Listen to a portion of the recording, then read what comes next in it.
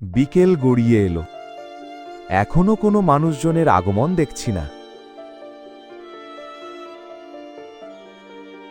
দেবু কাকা, ও দেবু কাকা, একটা চা বানাও দেখি।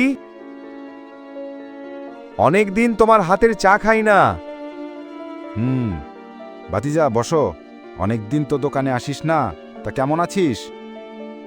এই তো কাকা, ভালোই আছি। অনেক কাজ কামে ব্যস্ত থাকি তো কাকা, এর জন্য আর আসা হয় না। ভাতিজা, এই যে তোমার চা। ভাতিজা, অনেক দিন তোমার দোকানে দেখি না, কোথাও গেছিলে নাকি? কাকা, নানি বাড়িতে গেছিলাম। আচ্ছা কাকা, ভালো থেকো, আমি গেলাম।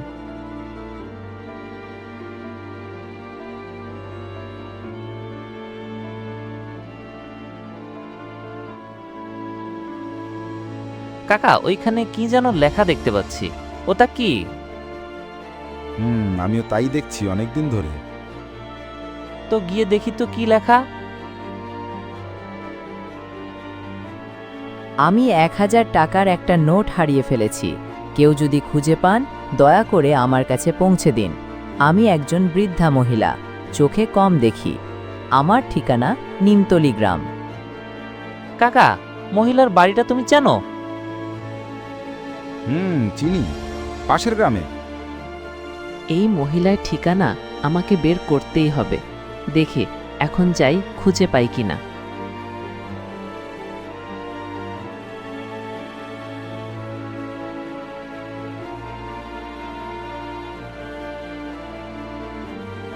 মহিলার বাড়িটা আমাকে খুঁজে বের করতেই হবে। না জানি কত বিপদে আছে সে।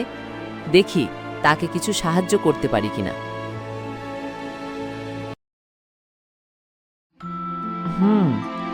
চলে এসেছি। এটাই নিমতলি গ্রাম।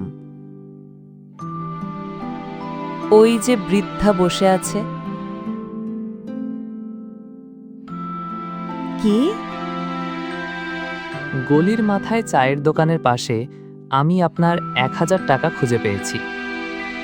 এ পর্যন্ত অন্তত 10 থেকে 12 জন আমার কাছে এসেছে, আর 1000 টাকা দিয়ে বলেছে তারা নাকি রাস্তায় আমার টাকা খুঁজে পেয়েছে। আমার কোনো টাকা হারায়নি, ওই লেখাগুলো আমার না। আমি খুব একটা পড়ালেখাও জানি না। যাই হোক, সন্তান মনে করে রেখে দিন। বাবা, আমি খুব অসুস্থ, হাঁটতে চলতে পারি না। কি যে তোমার খেতে দেই?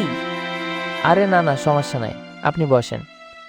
আচ্ছা আন্টি, আপনার কোনো ছেলে মেয়ে নেই? না, ছেলে মেয়ে থাকলে কি এই অবস্থা হয় আমার? আগে যখন শরীরটা ভালো ছিল তখন ভিক্ষা করে সংসার চালিয়ে যেতাম, এখন আর যেতে পারি না।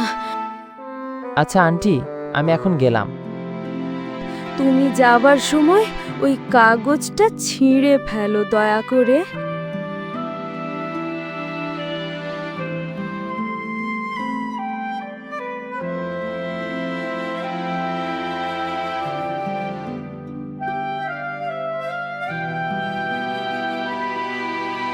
এত সুন্দর বুদ্ধির পরিচয় দিয়ে কে সেই মহিলাটার সাহায্য করলো।